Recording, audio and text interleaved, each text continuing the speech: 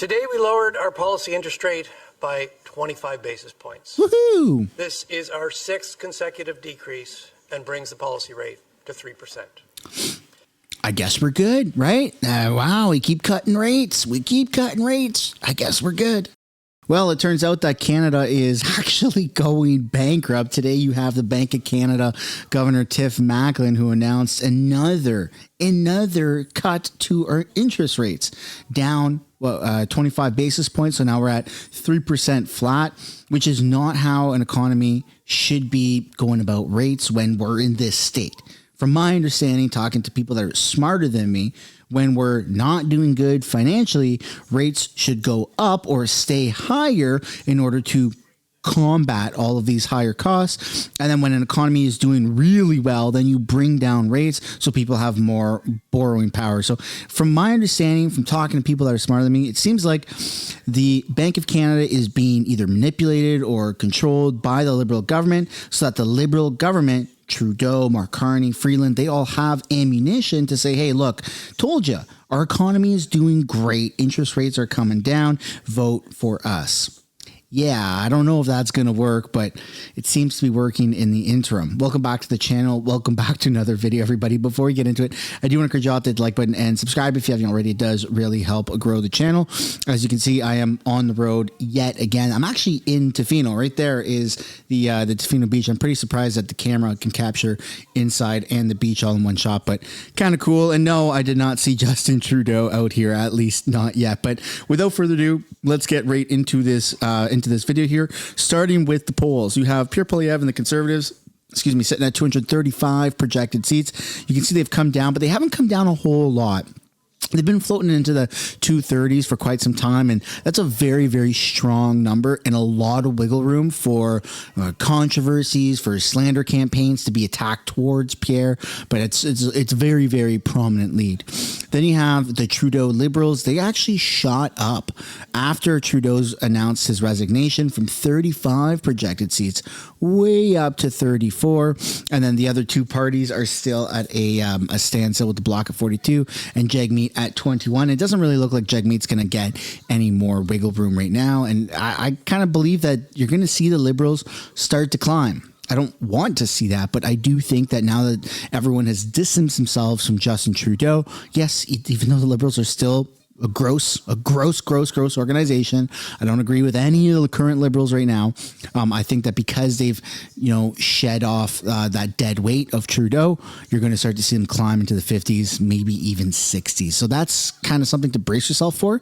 But you still have 99% likely across the board for the Conservatives of winning the most seats and odds of a majority government. So things on that front are looking pretty good. What's not looking good is our Canadian Armed Forces. So according to Canada Proud, you have 72% of all members of the Canadian Armed Forces are either obese or overweight, according to an internal study.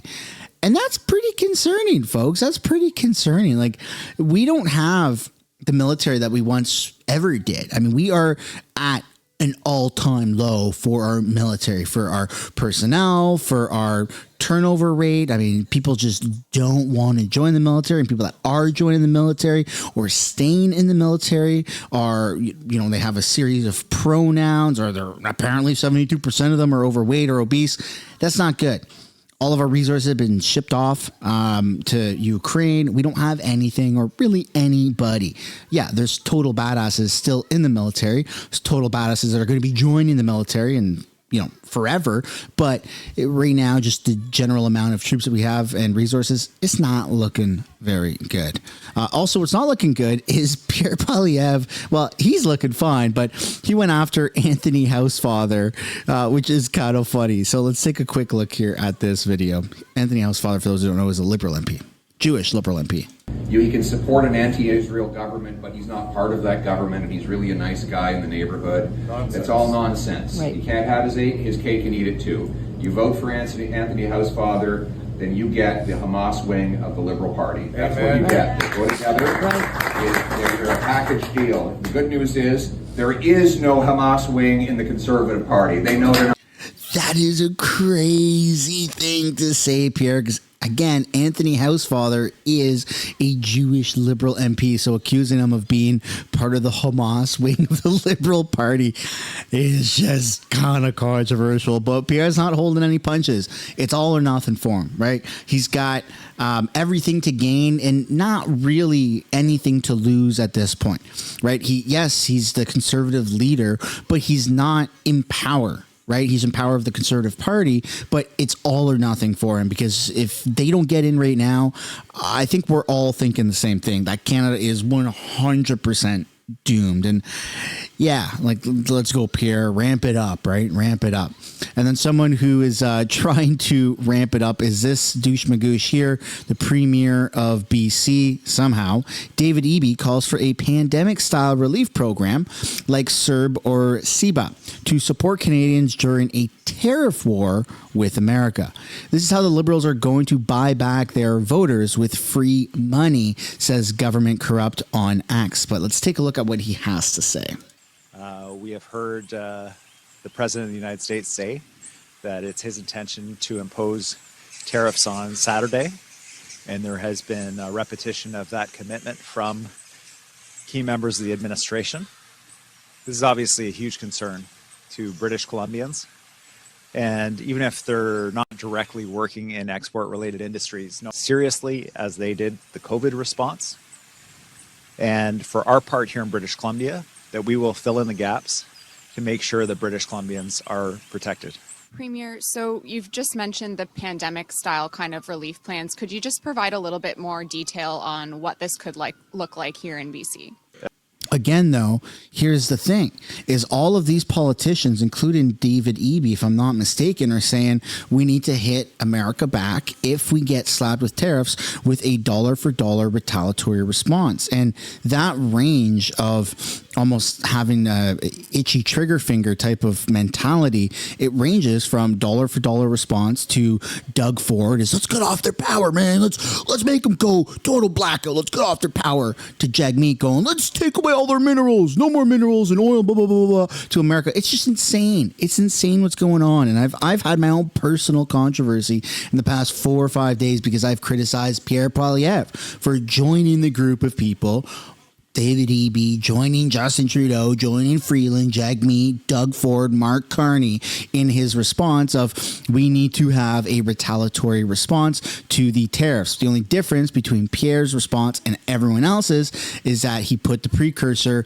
we will unfortunately have to do that. And I don't agree with that at all. The only person that I actually agree with is Danielle Smith. When asked about what a retaliatory response, if at all, should look like, her response was simply, it should be, historically, when this happens, Canada has a proportionate response. She doesn't advocate for a proportionate response. She doesn't say what a proportionate response is.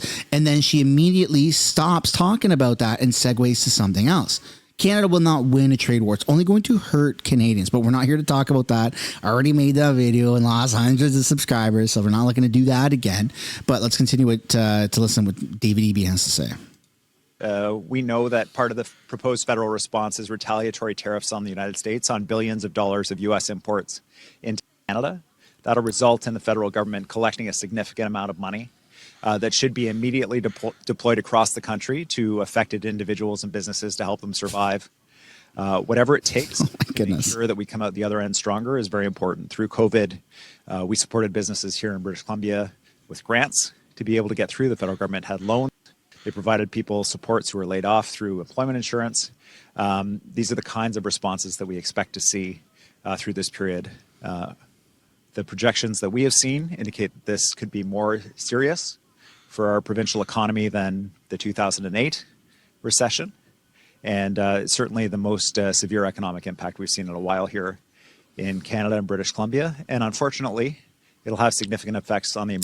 Yeah, I don't agree with this at all. Like, who cares about these types of responses? How about our government stops advocating for dollar-for-dollar retaliations and we say, hey, look, what we should be focusing on is doing those things that Trump suggested. Not necessarily for America, but for ourselves. They benefit us, Canadians. And the fact that that's not the singular only priority and singular only thing of focus by politicians, to me, is concerning. But hey, you're allowed to watch this channel. panel and have a disagreement with me. That's fine. That's okay. That's part of actually a good democracy, is when we have disagreements and we talk about it. So if you do disagree with my perspective, let me know down in the comments and then your reasoning why.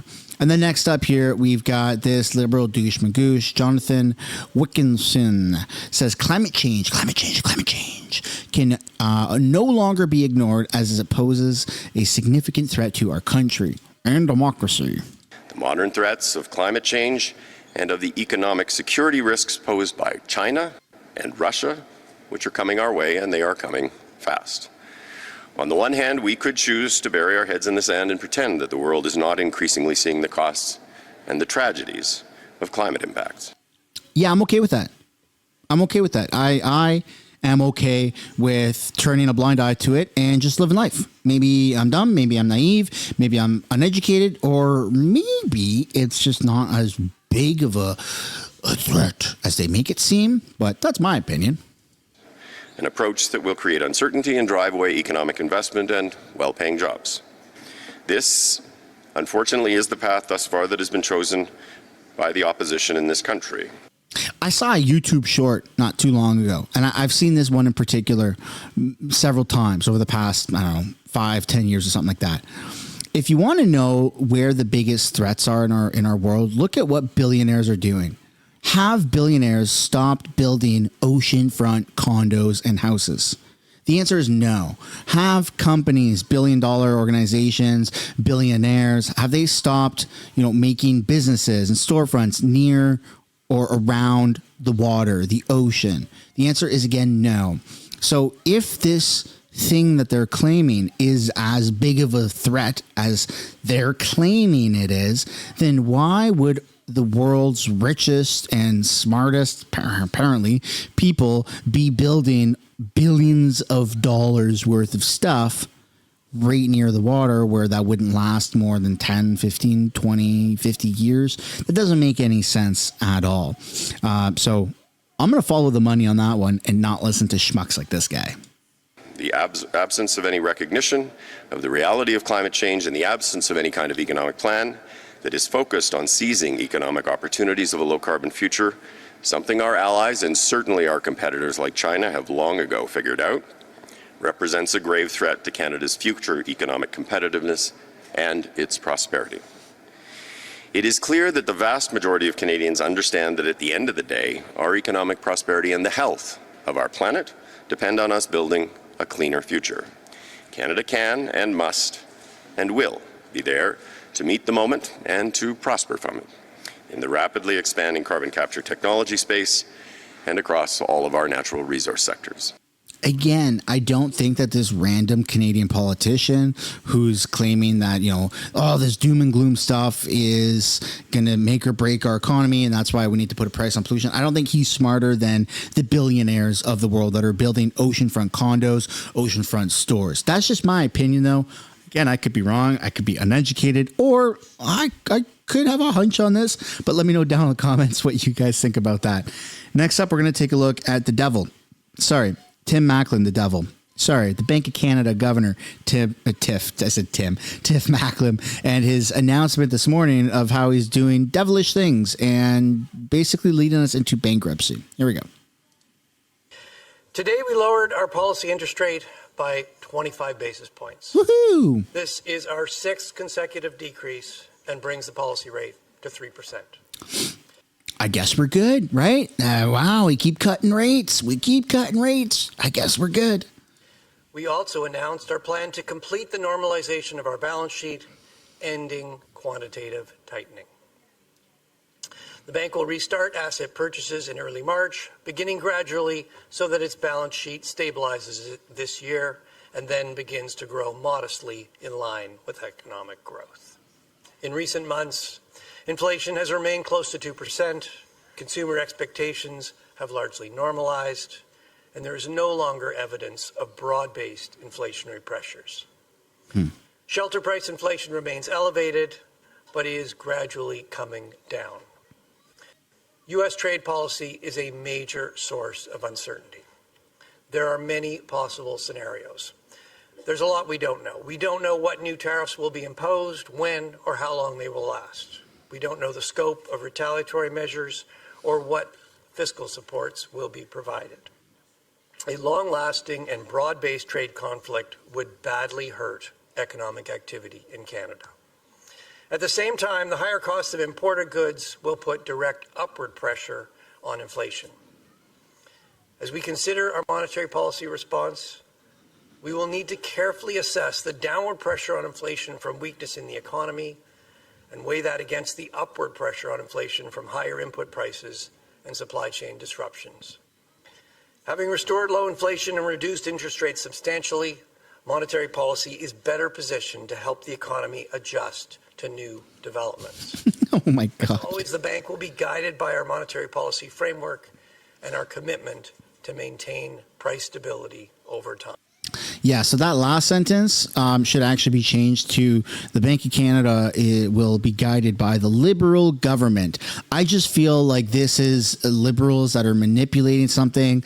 The Tories, the Trudeaus of the world, the Carneys of the world, the World Economic Forum. I don't really know. I don't have any proof, but I don't believe that inflation is where it is, and I don't believe that interest rates should be where they are. I know that inflation means like 10% inflation today would mean that prices are going up 10% from where they were.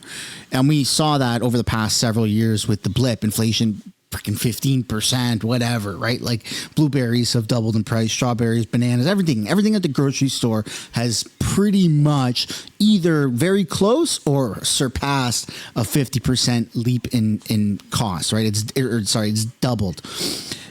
I don't think that they're doing the right things, though. After talking to several smart people about this, it really feels like rates, when they come down, again, to reiterate my points at the start, rates come down when things are good with the economy. And I don't think anyone watching this would agree that things are good with our economy. Maybe I'm wrong. I don't want to put words in your mouth, but let me know down in the comments if you think things are good with the economy right now. And now that we've seen this clip, and maybe you've seen it earlier and you're just watching this video because you enjoy watching the videos, but let me know down in the comments what you think should have happened and where our interest rates should be today in terms of what the Bank of Canada announced. What should have happened? Should he have brought it down 25 basis points? Should he have brought it up 25 basis points? Should it be at 5% interest rates, or is 3% good? I'd really like to know from the community, you viewers, what you guys think down below. And then next up, we're going to take a look here at Premier of Alberta, Danielle Smith, who warns Eastern Canada, be careful what you wish for. Let's take a look. You can't say every sector of the Canadian economy can be weaponized against the U.S. Are you worried that in sticking up for your province, you could be undermining the ability of the country to deal with the U.S. in this? I think 100% no. I don't think that she's undermining the country. I think that provinces act independently from one another anyways. We don't even have interprovincial trading. That's why you don't see Okanagan wine in other parts of the country for sale. Like it just doesn't happen, right? We don't have trade from province to province. Ontario doesn't trade their wines to Alberta, right? Like we don't do that. We sell it to other countries, then we buy it back. It's just ridiculous. It's actually very stupid. So because our countries, see, there you go. Because our provinces are acting independently anyways, I support Danielle Smith's basically saying no to all of Trudeau and the federal politicians and policies, saying we need to band together on a Team Canada approach and hit America back with one-to-one tariffs. No. Our big money maker is oil that we sell to America from Alberta. And then Alberta sends all that money for equalization payments to Ottawa, and then Quebec and other provinces take that, right? No. Alberta should be doing its own thing. And in fact, there's a lot of rumors, a lot of speculation that Quebec is trying to separate again. I wouldn't be surprised if Alberta are the ones to separate before Quebec tries to do it, because this doesn't make any sense. And none of this is making any sense right now. This Team Canada approach, as if we're like a global competitor in anything. No, it doesn't make any sense. We absolutely should be listening and somewhat obeying what America is saying, their leadership. Absolutely. We're a tiny country with a tiny economy.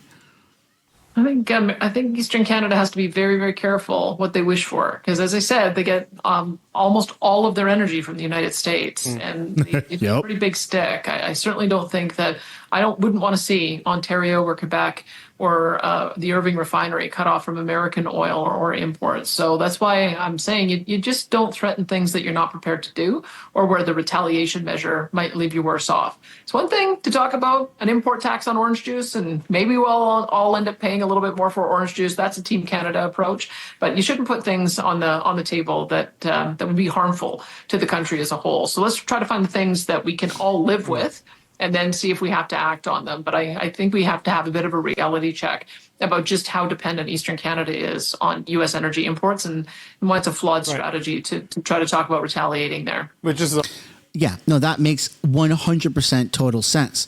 When you look at the people that are advocating for this stuff, of these crazy retaliatory responses, Doug Ford just announced a 1-year early election. They're about to go into an election right now because it doesn't look good in the long term for Dougie Boy, right? Doesn't seem like people really like him. They voted him in and they're not getting what they wanted, and he realizes that, and so he's calling it right now so he can have a whole other term. Right? Politically, that makes sense, but I don't really like the tactic. But hey, if the shoe was on the other foot, I'd be like, yeah, awesome. Great move. Then Trudeau's already resigned, or he's announced he's committed to resign, or whatever the hell's going on there. He's not even going to be in politics in 3-4 months from now, 2 months from now, 1 month from now. So he shouldn't have a say in this at all. Jagmeet Singh, he's not even going to win his own riding, and he's like, let's cut off their minerals. Yeah. Like, all these people are gung-ho, and they don't have any skin in the game. They're not sticking around. They might not even stick around the country to live in 6 months to a year from now. So all of these people that are having this Team Canada approach, all these failed liberals are, yeah, let's hit them where it hurts. They're not going to be winning their own seats. They're not even going to be politicians in 6 months or 12 months from now. So I don't understand that. It's a bad move. You really think that cutting off power to America, and they're just going to be like, okay, well, we slapped you, you slapped us. I guess we're good. Let's shake hands and call it even. No, 25% tariffs is like the minimum thing that Trump has threatened us with. He could use 50%, 75, 100% tariffs, 200% tariffs. He could make stuff up. He could use military force. What's any other country in the world going to do? Half of NATO's budget comes from America. I'm not saying we're going to get invaded by America. I'm just saying we could, and there's nothing we could do. We have more non-obese, non-overweight CRA agents than we do our military. Let that sink in. We have an army of tax agents that are in better shape than the overall Canadian forces that we have. So yeah, that's a pretty fun note to end it on, but let me know down in the comments what you guys think about all of this. And of course, this is the end of the video, so if you haven't yet already, I'd like to encourage you guys to hit the like button and subscribe, and I'll see you guys in another one. Bye for now.